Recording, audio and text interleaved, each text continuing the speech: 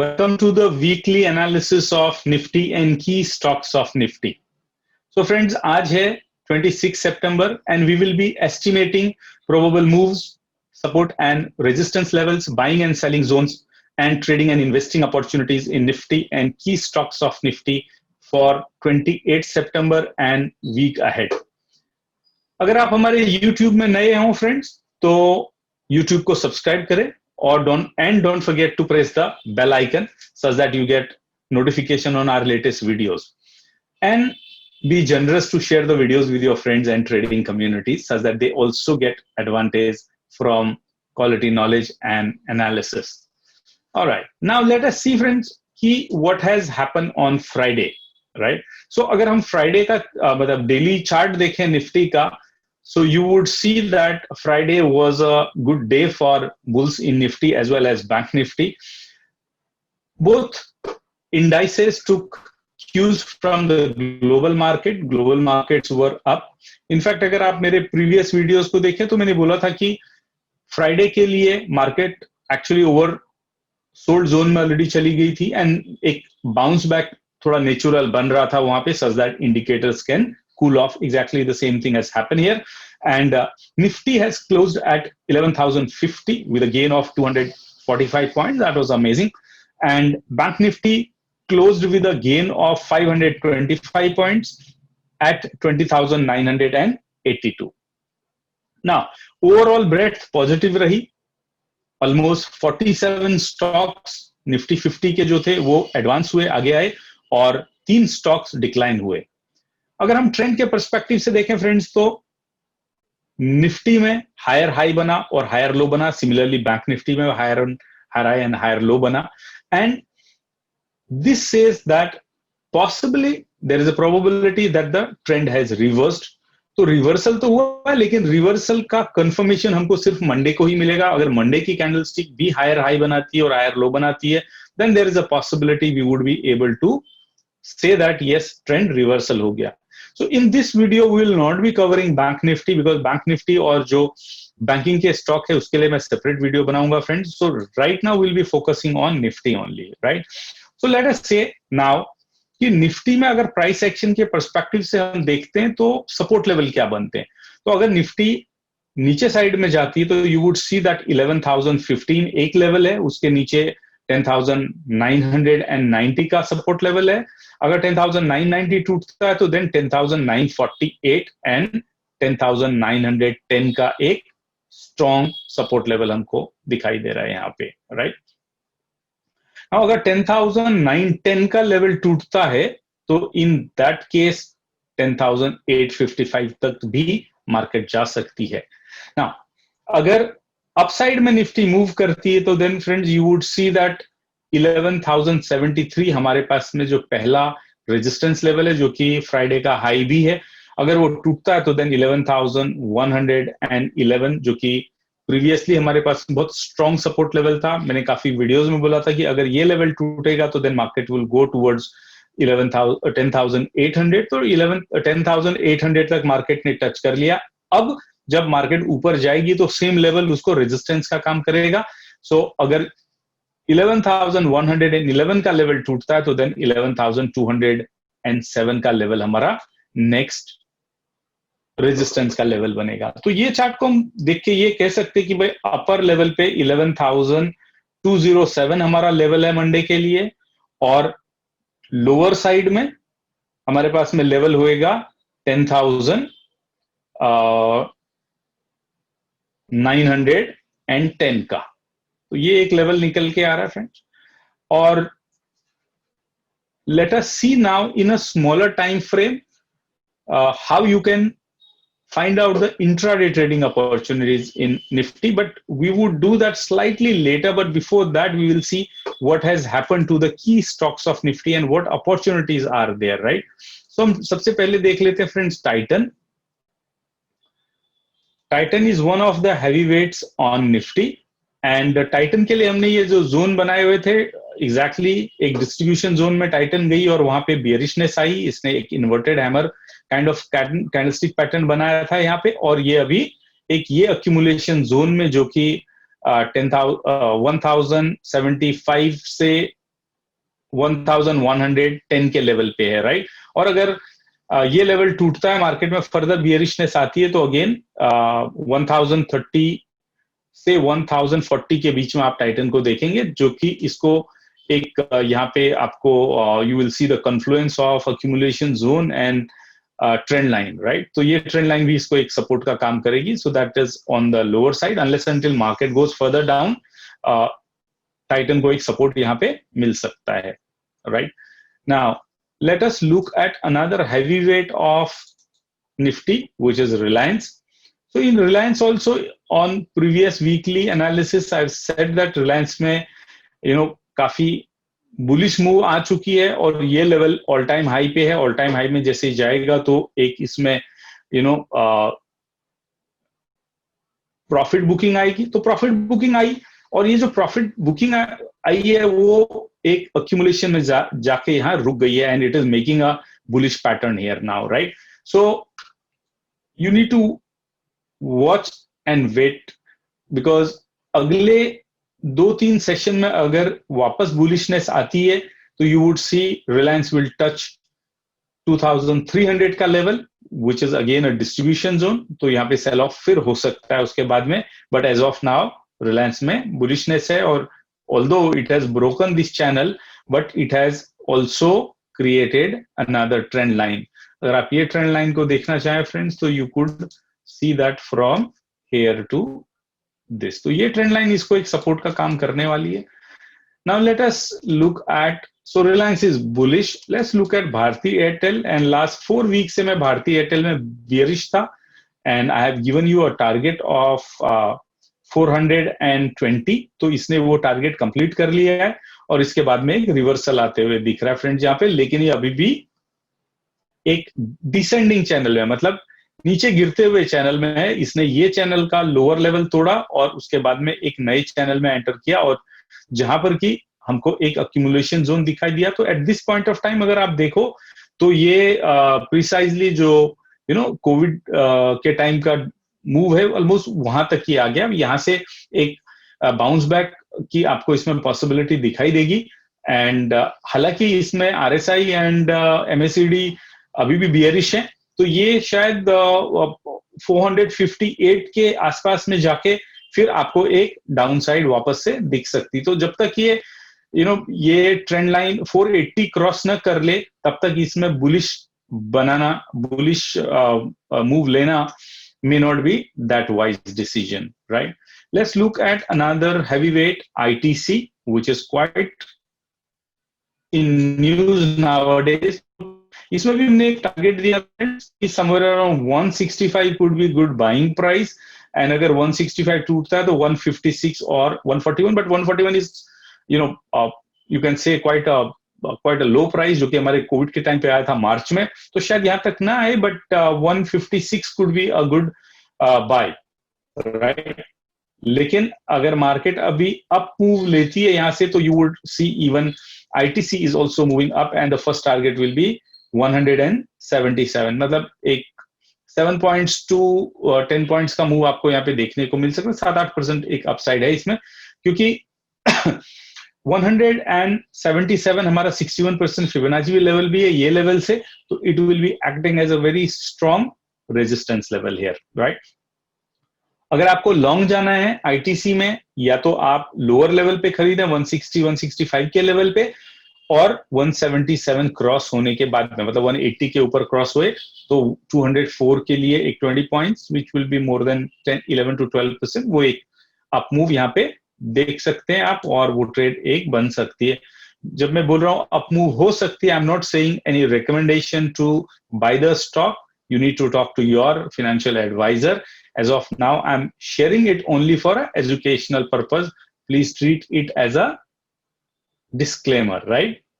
Now let's look at Asian Paint, friends. Asian Paint bullish है काफी time से, and ये डिस्ट्रीब्यूशन जोन में हमारी बात हुई थी कि ये वापस चैनल के लोअर लेवल पे आएगा. This is what has happened, and lower level पे एक्यूमुलेशन जोन है, and with the rising market you would see Asian Paint is going also upside, right? तो यहाँ पे एक अपसाइड बनती है जो कि ये डिस्ट्रीब्यूशन जोन में इसको क्लोजर देगी. कौन से डिस्ट्रीब्यूशन जोन में है ये?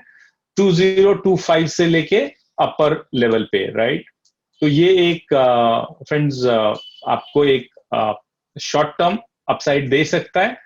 हालांकि इसमें भी वॉल्यूम्स कम है, आरएसआई वीक है, साइडवेज है, और एमएससीडी बियरिश बायस दिखा रहा है। Now let's look at Tata Motors, another stock which most of the time you guys keep on asking for. तो ये स्टॉक देख लेते हैं friends. Okay, so Tata Motors is moving in ascending channel और बड़े अच्छे जगह पे इसने सपोर्ट लिया और बुलिश हरामी पैटर्न बनाया है। तो यहाँ से ये एक अपमूव दे सकता है टुवर्ड्स 140। तो 13.8 से 10% का अपमूव है इसमें, और ये लेवल पे देखें यहाँ पे अगर ये वापस नीचे आता है तो then you would see this trend line is again providing it a support. So this is what is Tata Motors, but you could expect a nice reversal from here in Tata Motors अगर market थोड़ा भी ऊपर जाती है। तो इसी का एक बड़ा भाई है Maruti, and we can discuss that as well। and Maruti ने जो अपनी ट्रेंड लाइन थी फ्रेंड्स वो तोड़ दी है, और उसके बाद में Maruti has come in this distribution this accumulation zone, जो कि इसका 61% फिबोनाची पे इसने सपोर्ट लेके अपमूव चालू किया, क्योंकि फ्राइडे मार्केट अप थी तो ये भी उसी हिसाब से अपमूव में है। And you will need to watch out maybe at 6700 400 point के मूव पे ये एक वापस से प्रॉफिट बुकिंग या बियरिश मूड दिखा सकता है। अगेन टूल्स के पर्सपेक्टिव से अभी भी टूल्स इसमें बुलिशनेस नहीं दिखा रहे। तो मार्केट में कभी भी ग्रीन कैंडल बने इसका मतलब ये नहीं कि अभी रिवर्सल हो गया और खरीदना चालू कर दें। You need to look at other parameters also. Now Tata consultancy friend is in a very bullish mode, and ये लोअर चैनल में अक्यूमुलेशन जोन का जो कन्फ्लुएंस था वहां पे आके अब जा रही है। इसमें ज्यादा पॉसिबिलिटी है अब जाने की, and you would see the target as somewhere around 2500। So almost you can say 200 points का एक अपमूव यहाँ पे आपको देखने को मिल सकता है। However market also has to be supporting that move, right? Now last not but the least, let's look at Infi, which is another stock from IT sector. IT sector is already heated up in every video I have said that, and again आप देखें। so Infosys के लिए अगर आप देखोगे तो we had our target of 850 जहां पे हमने बाई के लिए बोला था, क्योंकि ये चैनल से बाहर आ गया था। वापस ये चैनल में आएगा तो डाउनसाइड बनती है इसमें। लेकिन अभी क्या हो गया, जैसे ही मार्केट नीचे जाती, many times you would see IT companies are outperforming the market, and bullishness वहां पे इसके लिए भी देखने को मिलती है। जैसे हमारी मार्केट नीचे जाती है, डॉलर ऊपर जाता है, और क्योंकि आईटी एंड फार्मा की अर्निंग डॉलर में होती तो उनकी प्रॉफिटेबिलिटी ज्यादा विजिबल होती और बढ़ जाती। इसके लिए IT and pharma stock even market नीचे जाने में भी कई बार आपको बढ़ते हुए नजर आएंगे। सो ऐसा ही यहाँ पे टीसीएस और इन्फोसिस में आपको देखने को मिल रहा है। इन्फोसिस में ये जो हायर असेंडिंग चैनल उसके लोअर लाइन से सपोर्ट लेके ऊपर जाने की कोशिश कर रहा है, and this is reaching now distribution zone. So यहाँ पे भी आप ऑब्जर्व कर सकते हैं इसको। I would not recommend at this point of time 1011 पे इन्फी लेने के लिए, बिकॉज इट्स ऑलरेडी एक्सपेंसिव। तो एक्सपेंसिव स्टॉक लेके ठीक है, हो सकता है ऊपर जाए और थोड़ा बहुत, बट एक रिस्क हमेशा एक्सपेंसिव स्टॉक में फ्रेंड्स बना रहता है, right. Now let us look at what are the data points saying such that when we look for intraday opportunities in Nifty, we are clear from bulls and bears data what they have been doing in the market, right? Since the market has closed at 11,050, that's our 11,050 हमारा एक at the money का strike price है friends. तो हम इसको at the money लेके यहाँ पे बुल्स एंड बियर्स की पोजीशन देखेंगे कि उन्होंने क्या पोजीशन बनाई हुई है यहाँ पे। सो अगर 11,000 पे देखेंगे तो 7 लाख कॉन्ट्रैक्ट्स की राइटिंग हुई है यहाँ पे फ्रेश, और 1.8 million contracts हैं, so this will work as a support one level for us, friend. Below than that, next level 11,900 का है, जहां पे कि almost 9.5 लाख कॉन्ट्रैक्ट की राइटिंग हुई है और 2.1 मिलियन कॉन्ट्रैक्ट ओवरऑल यहाँ पे खड़े हैं। तो 10,900 could be our support too. Intermediary जो 10950 है या 11050 के स्ट्राइक है, इसमें कुछ खास पुट राइटिंग दिखाई नहीं दे रही है। हायर लेवल पे थोड़ी सी पुट राइटिंग की पुट अनवाइंडिंग हुई है फ्रेंड्स, ये भी आपको नोटिस करना चाहिए यहाँ पे, राइट। एंड उसके अगर मैं थोड़ा और नीचे जाके देखता हूं तो मेरे को 10,800 पे 8 लाख कॉन्ट्रैक्ट नए आए हैं, ओवरऑल 1.99 मतलब 2 मिलियन के आसपास में है। तो ये मेरा सपोर्ट 3 का काम करेगा, right. And maximum open interest मेरा कहां पे है, ऑलमोस्ट 10,000 पे, almost 2.5 million, but that's too far off. Those are the hedged positions, right? Hedging के लिए वो पोजीशन को यूज किया है। hedging अभी ऑलमोस्ट सेबी ने मैंडेटरी कर दिया, तो बहुत ज्यादा मार्जिन देना पड़ता है। तो ये देखने से बात तो समझ में आती पुट राइटिंग से कि बुल्स ने अभी माइंड चेंज नहीं किया, थोड़ा बहुत बुलिश पोजीशंस बनाई हैं, लेकिन बहुत ज्यादा नहीं। अब ये हमको कॉल साइड में देखने से पता चलेगा कि बुल्स स्ट्रांग है कि बियर्स स्ट्रांग है। So let's go to call side and see what kind of position is emerging here. तो ये जो ऑप्शन चेन है फ्रेंड, ये एक्सपायर हो रही 1 अक्टूबर को। हम उस ऑप्शन चेन, उस वीकली ऑप्शन चेन की बात कर रहे हैं। अगर यहां पे देखते हैं कि कॉल साइड में क्या हुआ, तो कॉल साइड में हमारे पास में 10,700 से लेके 11,000 के लेवल पे अनवाइंडिंग हुई है फ्रेंड्स, राइट। तो अनवाइंडिंग का मतलब क्या है कि वो बियर्स जिनको लगा था कि मार्केट इससे नीचे आ जाएगी, जो कि कॉल्स को बेच के बैठे हुए थे, उन्होंने अपनी पोजीशन वाइंड अप की है। इसका मतलब है कि बियर्स ने थोड़ा फियर देखा है और उन्होंने अपने लॉसेस बुक कर लिए हैं फ्राइडे को। सबने किए क्या, नहीं। 11,000 पे अभी भी हमारे पास में 1.6 मिलियन कॉन्ट्रैक्ट्स हैं। 10,900 पे भी अभी हमारे पास में 1 मिलियन कॉन्ट्रैक्ट्स बचे हुए हैं, right.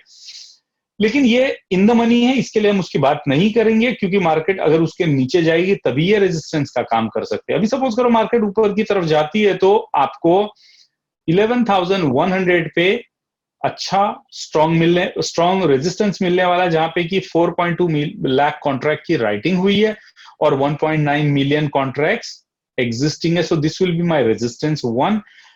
Next to that is 10,200 पे ऐसे खास कॉल राइटिंग तो नहीं हुई, but overall open interest 2 million का है, right. So that will act as a strong resistance level. उसके ठीक ऊपर 7 लाख कॉन्ट्रैक्ट्स हैं, ठीक ठाक है।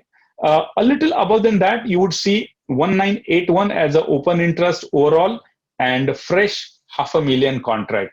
So more or less अगर मैं देखता हूं तो although काफी ओपन इंटरेस्ट बने हुए हैं कॉल साइड में, लेकिन फ्रेश कॉल राइटिंग भी बहुत ज्यादा नहीं हुई है। इसका मतलब क्या है, हालांकि 11,500 पे आपको 1.2 मिलियन कॉन्ट्रैक्ट की राइटिंग हुई है, but it might be again a hedging का पोजीशन हो सकता है 11,500 पे और 11,600 पे।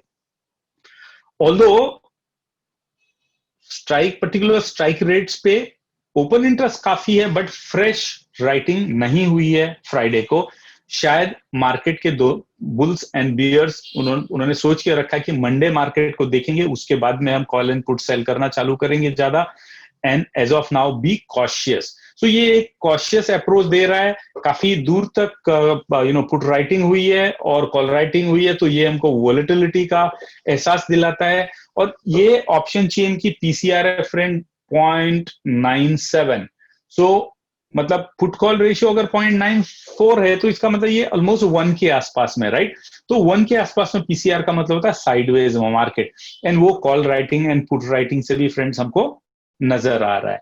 नाउ एक और डेटा पॉइंट हम देखते हैं, प्रोविजनल डेटा, जहां पे हम हमेशा एफआईएस का और डीआईएस का डेटा देखते हैं और उनकी फ्यूचर में क्या पोजीशन है वो भी देखते हैं। तो आज अगर हम फ्राइडे का डेटा देखते हैं तो 2080 करोड़ रुपीस के equivalent FIIs have sold equities in a cash market, while as 2070 crore का DIIs ने स्टॉक्स कैश मार्केट में खरीदा। मोर और लेस जितना FII ने बेचा उतना ही मोर और लेस DIIs ने खरीदा। तो इसके लिए एक बैलेंस बना हुआ है, राइट। तो वी कैन नॉट से कि भाई कौन हावी पड़ रहा है वहां पे। सो ये भी एक साइडवेज मार्केट का इंडिकेशन दे रही है।